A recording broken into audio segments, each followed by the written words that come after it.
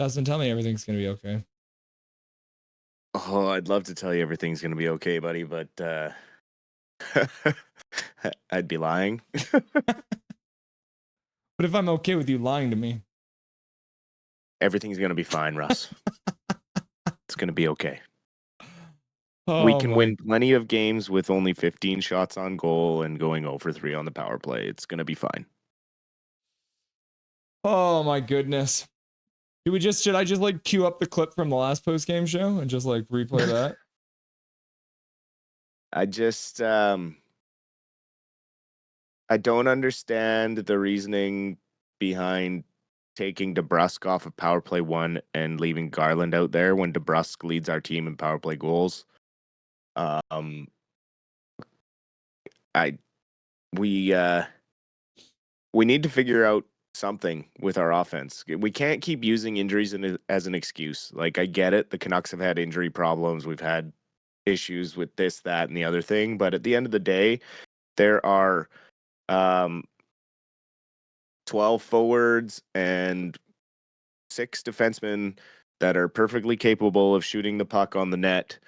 They've made the NHL. They've made it this far. There is absolutely no excuse for the efforts that are being put in offensively by this team other than it's either coaching or a trade needs to be made, because that was a boring game to watch. I'd rather watch us lose if we're actually trying to score. They had 5 shots, 4 shots, and 6 shots. And how many on the power play? I think they had like 2 shots on the power play and they had 3 power plays. And Carolina had more shots on the Canucks power play than the Canucks did. The Carolina Hurricanes had 3 shots on 1 Canucks power play. Yeah. So everyone can keep saying it's injuries, it's this, it's we need certain guys back. At the end of the day, this falls on Alvin for not building a better blue line before the season started and not building the right depth for when injuries happen. And it also falls on coaching for developing an offensive system that is too predictable and easily stifled by shutdown teams. Is Brock Besser fast enough to be an NHL player?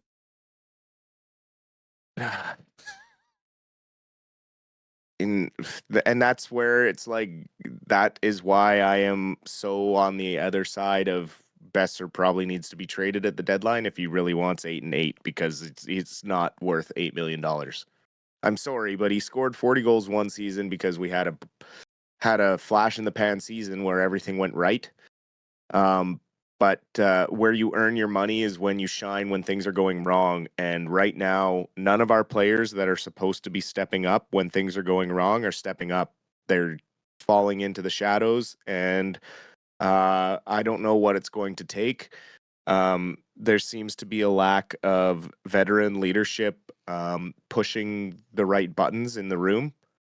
No one really dragging the team into the fight the right ways by putting everything on the table and just trying everything they can to get the puck in the net.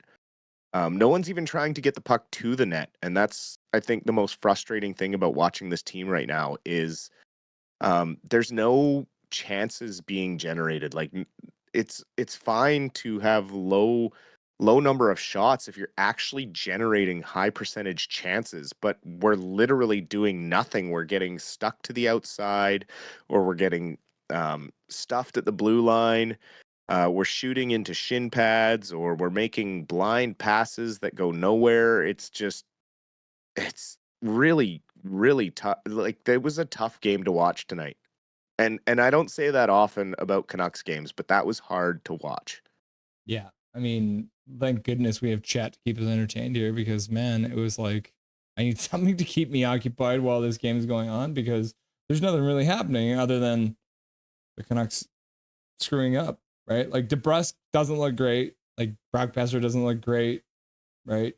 Phil Giuseppe looks pretty ineffective. Suter looks ineffective. Heinen looks ineffective. It doesn't, like, I would say out of the entire Canucks roster, he saw some good flashes from Lekkerimäki. Lekkerimäki had a couple good chances and a couple good shots. Mhm. Connor Garland was moving, but probably not as effective as he wants to be. And Pedersen looked, for the most part out there. He drew 2 penalties. He had a couple good looks. So maybe 2 or 3 guys played up to the standard that we want, and that's never going to even come close to getting you wins. Yeah, and that the excuses are going to fly. Oh, there's a snowstorm in Raleigh that's distracting everybody, and they don't know if they're going to be able to travel to Toronto, and they got the back-to-back with Toronto, and they're looking ahead to Toronto, and blah, blah, blah. It's like, it's time to just say that these guys aren't playing to the best of their abilities, and there are no excuses anymore. They need to start earning their paychecks, and that is right from management all the way down to the lowest paid player on the team. Everyone needs to start earning their paycheck. Alvin and Rutherford have known about the issues on this blue line. I don't care if you have to trade a prospect. That's the way the business works. If you need to improve your team now because you think you have this X window to win, then you need to sacrifice a little bit here or there. And yes, a lot was sacrificed for the 2011 run, and we had to kind of rebuild from that. But we're at a position now where we do have some chips to kind of ship out to change things up and alter the lineup a little bit. And it's really tough to keep watching the same thing every night. And I don't know what the answer is going to be at the end of the day, but one of these games has got to be the straw that breaks the camel's back, and a change has got to be made. It's got to be imminent. I'd say the Canucks probably had like 7 or 8 icing calls in that game too. So they have half as many icing calls as they have shots. Positives. Positive. We can find positive. The Canucks had won 53% of the faceoffs, so they won more than half the faceoffs in the game. They had 25 hits to Carolina's 10. Yep. Carolina blocked 26 shots. So I mean, that's one thing where you're saying, okay, so the Canucks are getting shots on net, but why are the Canucks having such trouble trying to get shots on net rather than being blocked? Yeah, I don't know. I don't know. They like double clutch. They take too long. They let the defenders get in the lanes and get in the shooting lanes. And you know, there was a couple plays tonight where it's like Sherwood's busting down the wing, and it's like shoot the puck for a rebound, but we try and stuff a pass through the defense into the middle, and we just get stuffed, and turned back the other way fast. And our 3 guys are going north, and the play is immediately going south because it's a predictable moment, and we're right back in our own end again. And it's night after night, the breakout suffers. Uh, it's again another coaching decision that I don't understand, keeping Brandstrom out of the lineup. Hits and size are great, but if they're only leading to losses, then why do you continue to ice the same lineup or same blue line? If you need another puck moving defenseman and you have one at your disposal, why is he sitting in the press box? I get that he won the Jack Adams last year, but we can't get rose-colored glasses over that. There have been some questionable decisions when it comes to coaching with this team this season. We're at the 40 game mark now of the NHL season for the Canucks. Are we starting to have a thought creep into our heads that is essentially the Canucks window was last year, and with them the Demko injury that essentially shut that window for us? I wouldn't necessarily say that the window's fully closed. There's ways to keep it open. We still have plenty of talent on this team, on this roster, and we're maybe 1 or 2 pieces away from being a very competitive team. The issue is I don't understand how we go from last year to this year with the 7 players that we changed. Um, no one foresaw this fall off when it came to the offense or the excitement that this team brought every night. Like last year, I was excited to watch this team every night. Didn't matter if we were winning or we were losing. They were fun to watch. They pushed the play. They met pressure with pressure. They pushed the offense, and they played their game. And it feels like every single night we fall victim to the other team's game, and we don't either have a game plan, or our game plan goes to crap, and we just uh, are unable to execute. And that seems to be happening on a nightly basis, and that falls on coaching and leadership. The Carolina Hurricanes sweep the 3 Stars. We can agree on that. The Canucks didn't score a goal, so of course they. Absolutely. And it looks like the NHL has taken away one of the Canucks shots, so they're now down to 14 shots on the game. So the 3 Stars got Svechnikov. He got the 3rd star for his beautiful dive in the first period. He's got the 1 goal as well. Jordan Staal, the Renaissance man, goal and an assist, so he was in on both goals for Carolina as the 2nd star. And then your number 1 star is Tokarski, the Carolina goalie, getting the shutout. That's pretty standard stuff for the 3 Stars tonight, isn't it? Absolutely. And you get people that say like, "Oh, Carolina plays a similar system to us," and it's like, well, they have a lot more depth than us. When you have a luxury of having Andrei Svechnikov on your third line, you're a deep team. I'm sorry, but that's just the way it is. And yeah, they can get a lead and they can shut it down. Whereas the Canucks try to get a lead this year and they fail to shut it down. So there's a big difference between the two organizations in that sense. I'm starting to feel like the management team here is just like, okay, we're just gonna hold on, and as long as we're hovering around a wild card spot, we're just gonna keep on holding on until we get a chance to make a trade. And if we can't make that trade, as long as we're hanging on to maybe just close to a wild card spot, as long as we make the playoffs, that's all they really care about. Because it's like, oh, once we make the playoffs, anything can happen. Is that? Do you think that's kind of what they're thinking at this point? I mean, it could be, but that's a risky game to play, man.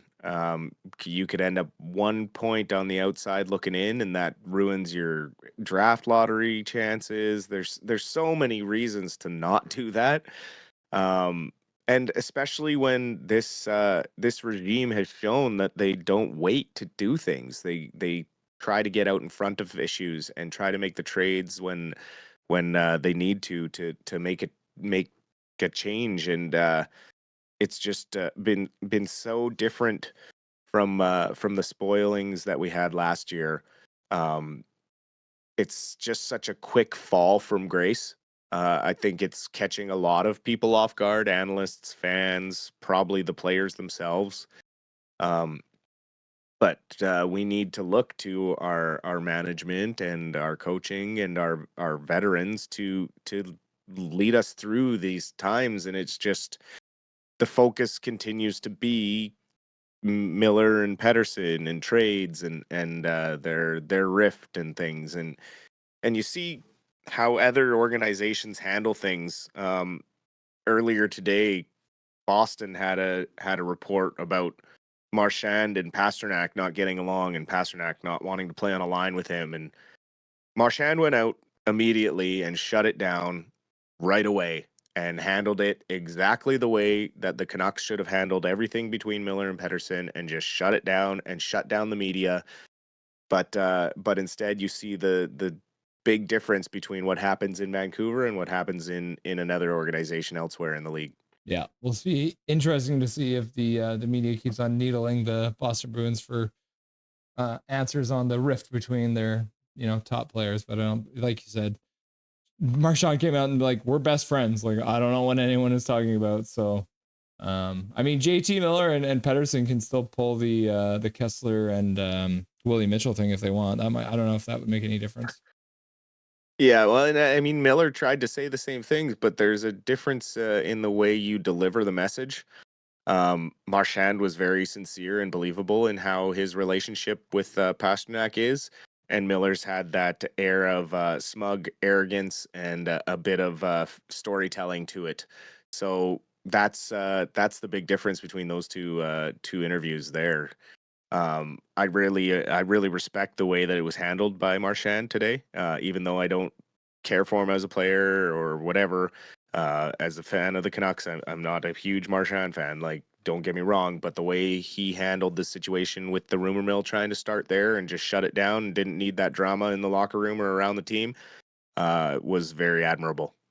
keep on saying shutdown, and then I got Black. Anyone know Blackpink? Blackpink, the K-pop band.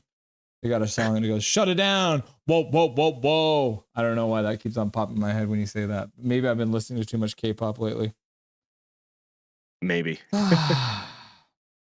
So that with, like I said, with the adjusted numbers, the Vancouver Canucks had 5 shots in the first period, 4 shots in the second period, and 5 shots in the third period. So they got one taken away there in the first period, I think it was. Toronto tomorrow. Maple Leafs also coming off a loss to the Carolina Hurricanes. What are you expecting from a game against the Maple Leafs?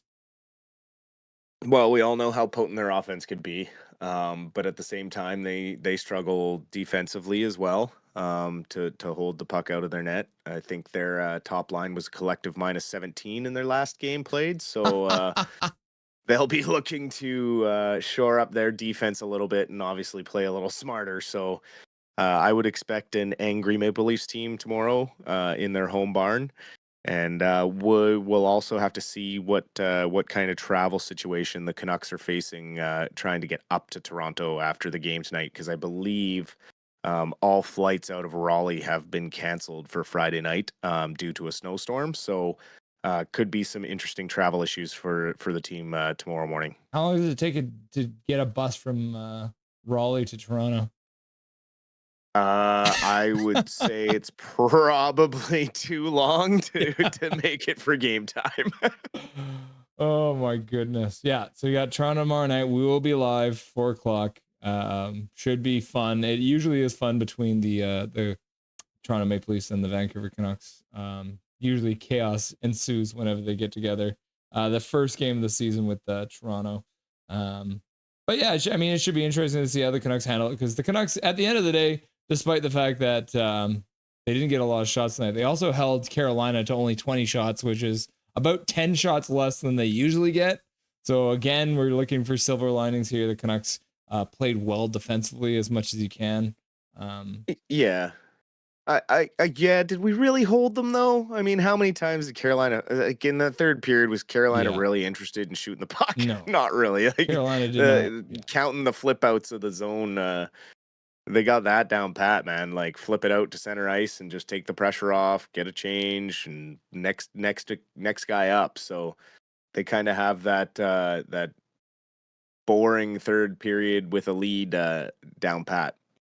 Yeah. Yeah, that shutdown hockey that they play. And I mean, that's the thing. Like you said, the Canucks in Carolina, the Canucks like to think they play the similar style to Carolina, but Carolina seems to be more effective at it. So we saw who won the battle of the defensive teams today.